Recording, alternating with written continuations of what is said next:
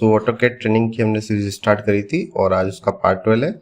आज हम डिस्कस करेंगे प्लॉट एंड पब्लिश के बारे में, ई ट्रांसमिट कैसे हम जनरेट करते हैं, creating PC3, CTB, line type and PDF जो कि हमारे मॉडल के एक्सपोर्ट होने वाले हैं, और देन जो एक्सपोर्टिंग में DGN, DWFX और ACIS आप कैसे एक्सपोर्ट दे सकते हैं।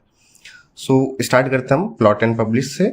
सो जैसा कि आपको पता है कि आप जो भी कैड के अंदर मॉडल स्पेस के अंदर ड्रॉ करते हैं, देन जो है हम लेआउट स्पेस के अंदर जाके उसको एक शीट पर एडजस्ट करके हम उस शीट को जो है प्रिंट और प्लॉट दे सकते हैं। तो जैसा कि आप देखिए यहाँ पर मॉडल स्पेस हमारे पास है और लेआउट स्पेस हमारे पास दो टैब अभी हमने ओपन कर रखी है यहाँ पर, लेआउट 1 एंड लेआउट 2। आप और मल्टीपल क्रिएट कर सकते हैं और एग्जिस्टिंग जो है अगर आपको लेआउट स्पेस डिलीट करना है तो वो भी आप यहाँ से डिलीट कर सकते हैं। सो जब भी हम पेज सेटअप करते हैं लेआउट 1 में, देन हमें हमारे मॉडल स्पेस में जो भी हमने ड्रॉ किया है उसको यहाँ विजिबल करने के लिए एक व्यू पोर्ट बनाना होता है। व्यू पोर्ट बनाने के बाद उस व्यू पोर्ट के अंदर हमें क्या ज्योमेट्री दिखानी है उसे हम सेट करते हैं। उसके लिए अभी जो मैंने कमांड यूज करी है Z enter and then window enter. So Z command हमारा जूम का हो जाएगा, जूम के बाद W से हमने विंडो सेलेक्ट करके उस एलिमेंट को सिलेक्ट किया जो कि अब मैंने करंटली शीट सेलेक्ट करी थी इसके अंदर।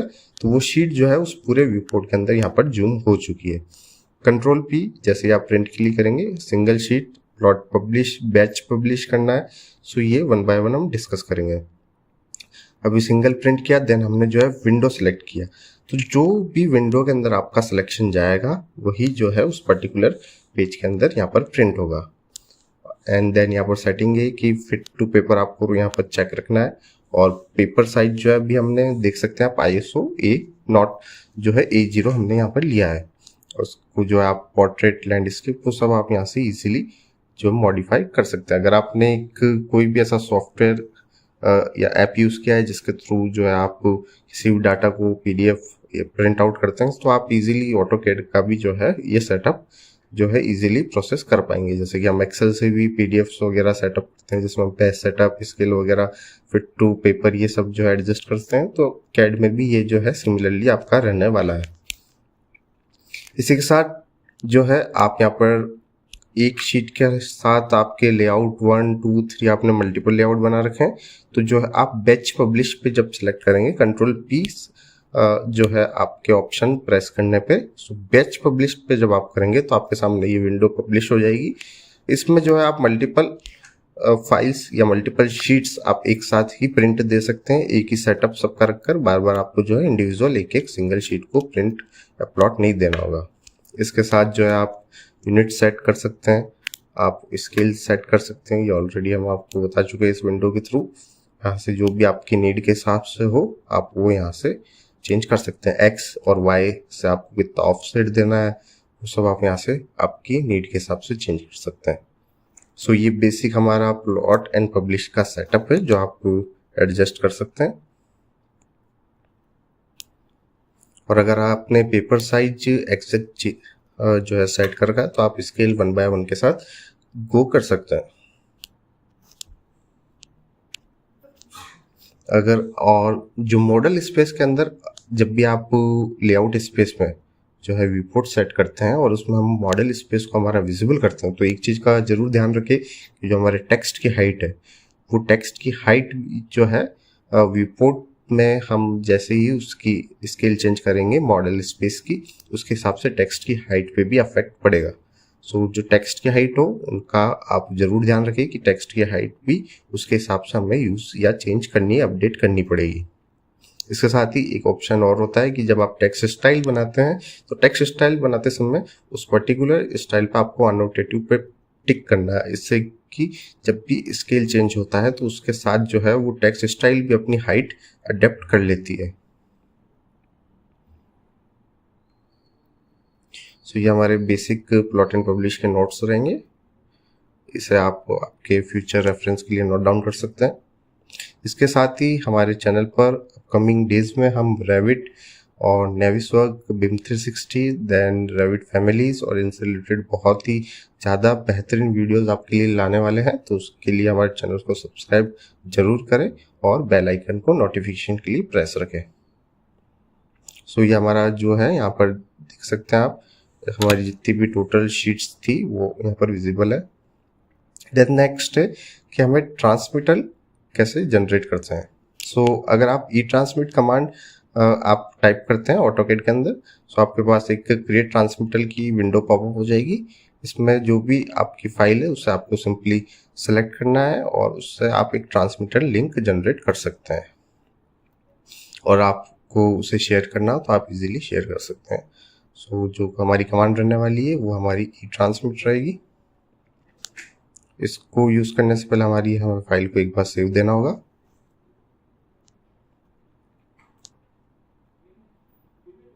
सो हमें यस पे क्लिक करना है।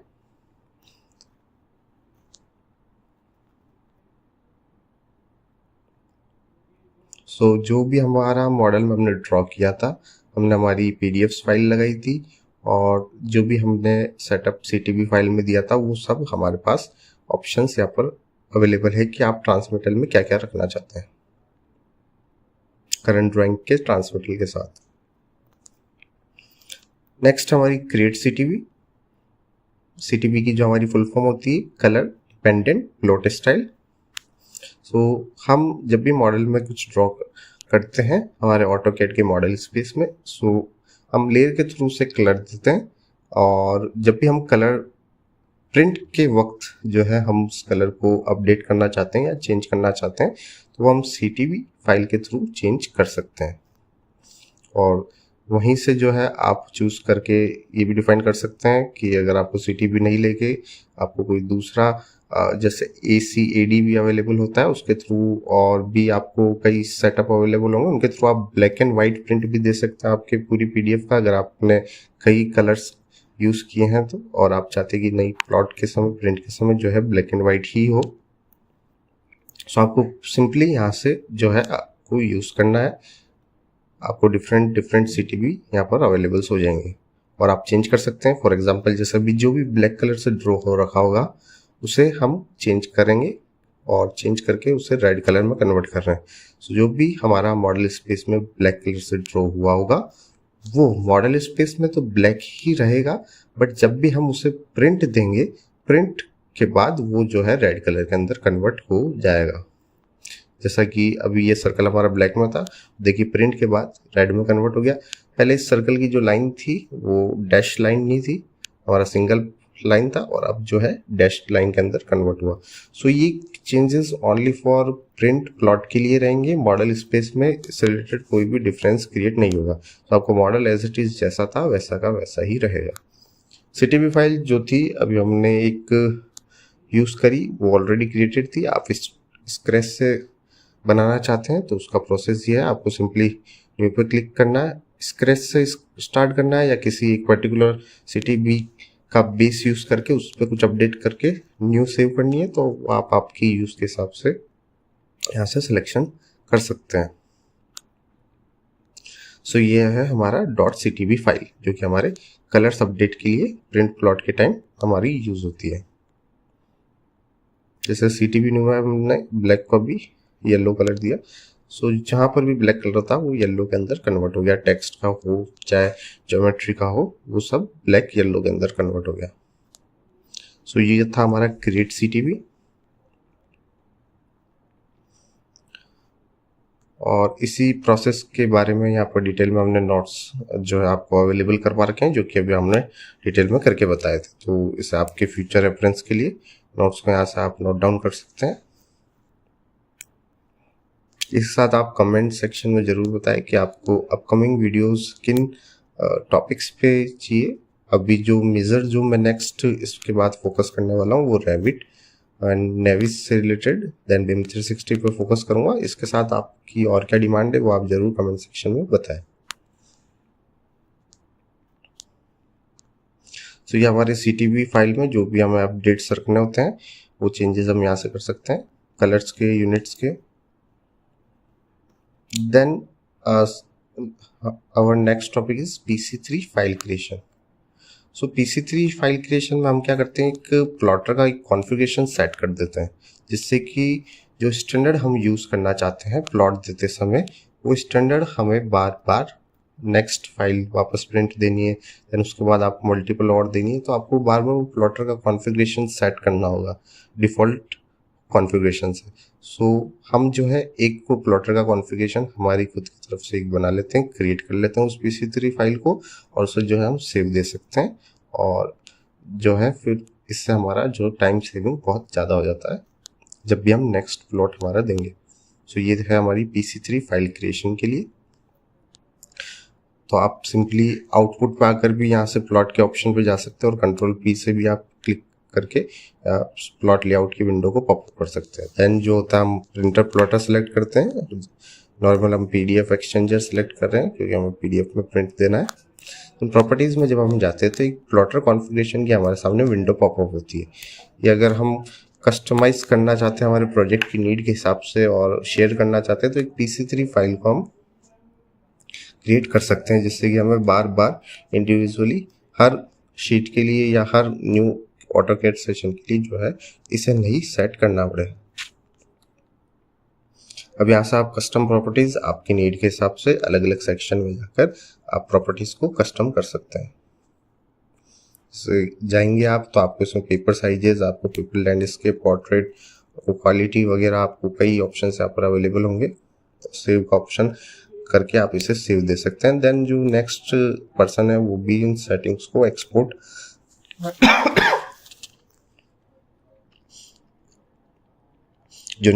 वो भी इन सेटिंग को जो है इंपोर्ट कर सकता है। सो ये एक तरह से बेसिकली हमारे टाइम सेविंग के लिए है।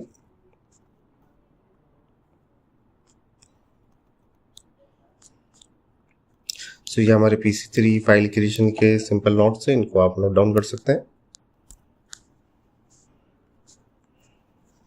देन जब भी आप प्लॉट देंगे तो आपको जो प्लॉटर का नेम होगा उसमें आपको जो सेटिंग थी आपने कस्टम प्लॉटर की, आपने जिस नेम से सेव करी होगी उसका ऑप्शन आपको यहाँ पर अवेलेबल हो जाएगा।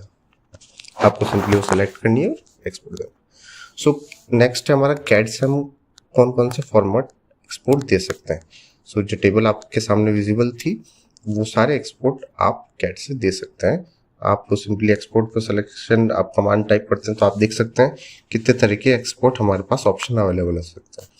तो आप इनमें से जो भी आपके क्लाइंट की नीड हो या आपके प्रोजेक्ट की नीड हो वो फॉर्मेट सेलेक्ट करके उसके हिसाब से जो है एक्सपोर्ट को सेव दे सकते हैं। और कमांड्स आपके सामने स्क्रीन पर है, जैसा कि ऑटोडेस्क डिज़ाइन वेब फॉर्मेट के लिए 3dd WF। और अगर आप इन कमांड्स को याद नहीं रखना चाहते तो सिंपल है कि आप जो है सेव एज पे ऑप्शन पे जाएंगे तो ये सारे आपको DWG को वहाँ से ऑप्शन मिल जाएंगे। आप सिंपली एक्सपोर्ट कमांड को लिखिए एक भी एक्सपोर्ट को, तो ये आपको सारे ऑप्शंस वहाँ अवेलेबल हो जाएंगे।